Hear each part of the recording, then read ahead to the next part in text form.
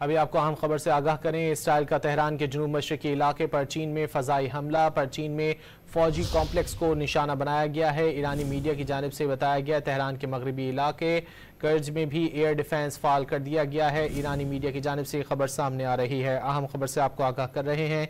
Israel का Tehran के जुनूब मशरकी इलाके पर चीन में फ़ज़ाई हमला पर चीन में फ़ौजी कॉम्प्लेक्स को निशाना बनाया गया है।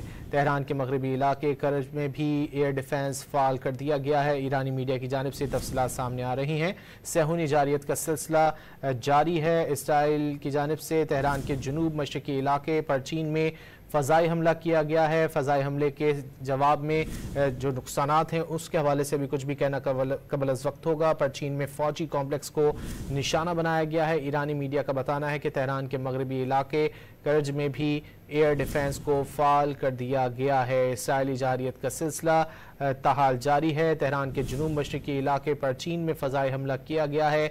पर चीन में फ़ौजी कॉम्प्लेक्स को निशाना बनाया गया है। ईरानी मीडिया की जानिब से तफसीलात बताई जा रही हैं। तेहरान के मगरबी इलाके कर्ज में भी एयर डिफेंस को फाल कर दिया गया है।